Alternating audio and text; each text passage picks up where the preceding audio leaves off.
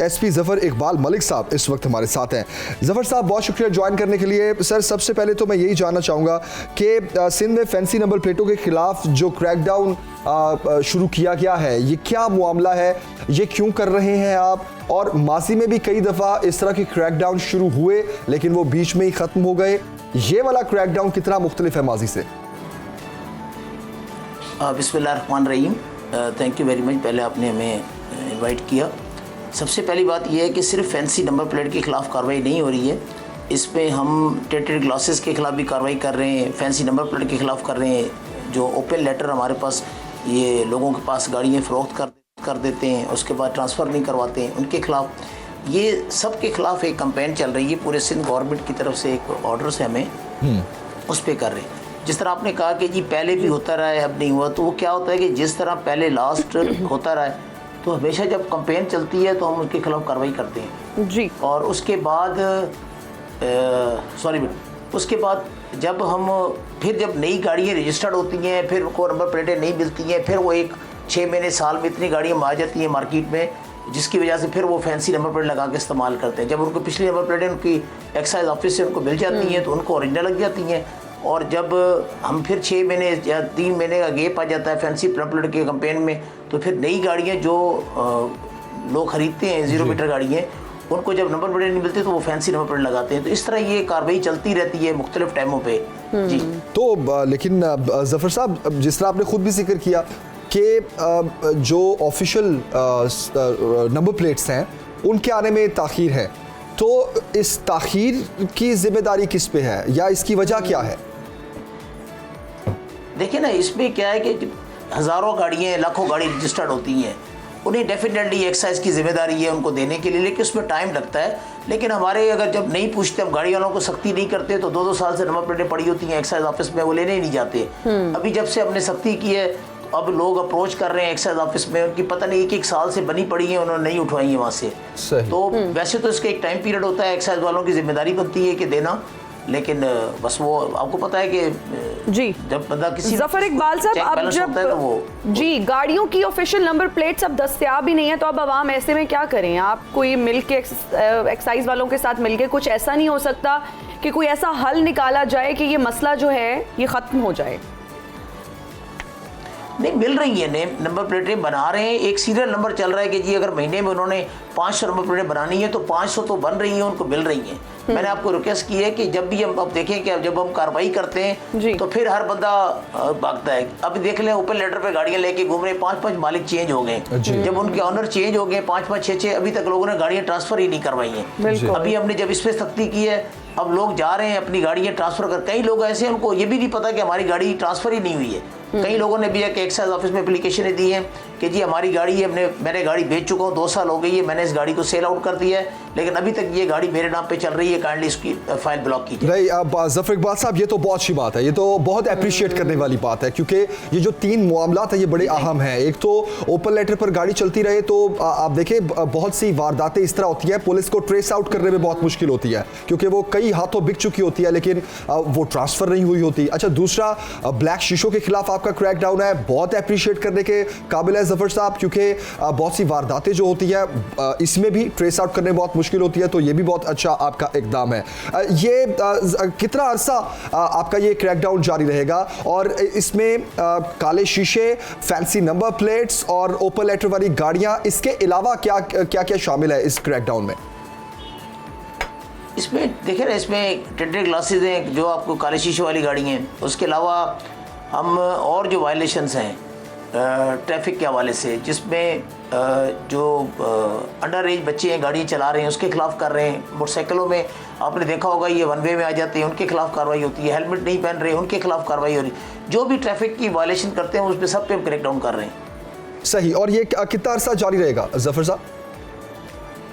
ये तो ये तो कंटिन्यू रहता है, ये तो चलता रहता है। फिर अगर बीच में जैसे हमारे पास PSL आ गया, थोड़ा सा हमारा एक महीना उसमें बिजी हो गए, थोड़ा सा रिलैक्स हो गए, अदरवाइज रूटीन में हमारी जो भी सेक्शन बने हुए हैं, ट्रैफिक सेक्शन है, ये तो हमारा चलता ही रहता है काम। सही। अच्छा जफर साहब, इस बार तो सॉरी जी हाँ, इस बार तो इसमें बड़ी गवर्नमेंट ऑफ सिंध बड़ी सीरियस है, हाई कोर्ट्स के ऑर्डर हैं, और हाई कोर्ट भी इसमें महीने में एक दफ़ा ये ज़रूर केस लगता है, जिसमें ये ख़ास तौर पे जितनी भी हाई कोर्ट्स की तरफ से हमें एक हुक्म है काम है, उसकी हमें एक कंप्लेंस रिपोर्ट जमा करवानी होती है।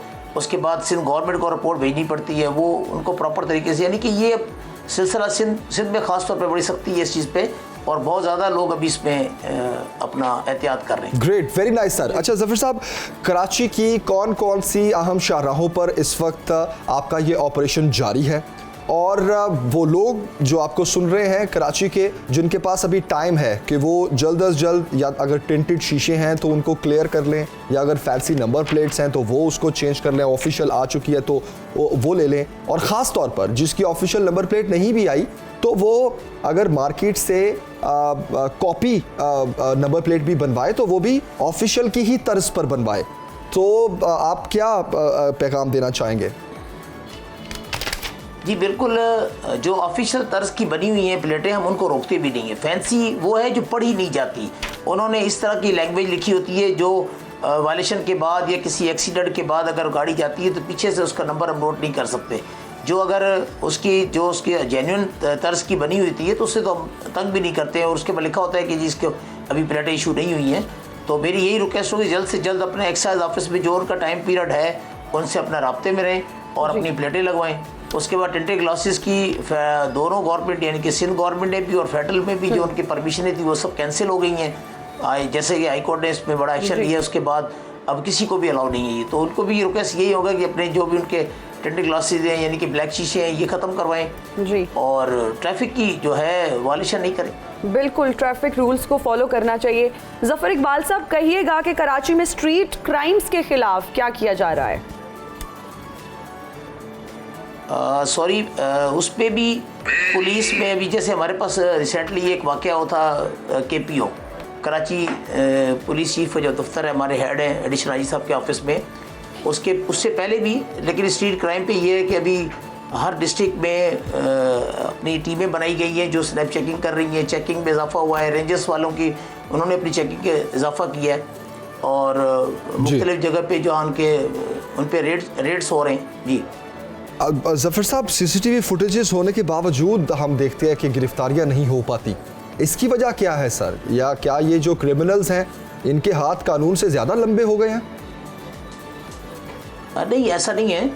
जहाँ पे CCTV कैमरा है और अगर बंदा आइडेंटिफाई हो जाता है तो बिल्कुल अरेस्ट होता है, और शायद वो आप लोगों को भी नहीं है, क्योंकि थानों पे जो रिपोर्ट होता है इन्वेस्टिगेशन में या चालान होते हैं शायद वो आपको अपडेट नहीं मिलती। लेकिन ऐसा नहीं है, CCTV कैमरे जहाँ भी लगे हुए हैं बहुत बड़े बड़े केस उस पर डिटेक्ट हुए हैं और उसी पे उन्होंने कार्रवाई की। सर, मैं आखिरी सवाल आपसे पूछना चाहूँगा ज़फ़र साहब, और स्ट्रीट क्राइम से मुतालिक ही पूछना चाहूँगा। हमने देखा कि कराची में वक्तन फ़वक्तन बहुत ऑपरेशंस होते हैं अमन व अमान की सूरत हाल को बेहतर रखने के लिए। तो बीच में एक टाइम आया था जब स्ट्रीट क्राइम्स की रेशो बहुत कम हो गई थी, और उसके बाद हमने देखा कि अचानक से स्ट्रीट क्राइम ने सर उठाना शुरू कर दिया और इस वक्त बहुत ज़्यादा रेशो है कराची में। सर, इसकी वजह क्या है? जी, इसकी वजह ये है कि एक तो आपको पता है जैसे भी इस वक्त मुल्क के हालात हैं, माशी हालात के हवाले से लोगों को रोज़गार नहीं है, महंगाई हो गई है। अब जो हमारे पास ट्रैफिक के हवाले से आप देखें तो 30 से 35% ट्रैफिक रोड में अभी कम हो गई है कराची में, ठीक है। अब इंटीरियर में लोग रोज़गार के लिए कराची आए हैं। अब जब क्राइम इसीलिए हो रहा है कि लोगों के पास इस वक्त ख़ास तौर पे महंगाई की वजह से उनको रोज़गार नहीं है। जिनकी यहाँ कराची इंडस्ट्रीज़ थी काफ़ी 50% तो बंद हो गई हैं। तो यानी कि जो बात बेरोज़गारी बढ़ी है उसकी मेन रीज़न यही है। अभी आप देखेंगे तो कहीं कहीं दुकानों से आटा और चीनी चोरी हो रही है। अब ये आटा चीनी चोरी होना आप इससे अंदाज़ा कर सकते हैं, या रास्ते में कोई लेके जा रहा है सब्ज़ी किसी से छीन लेनी। तो इस तरह के मेन प्रॉब्लम यही है कि उसमें उस क्रिमिनल्स को सपोर्ट हुई है।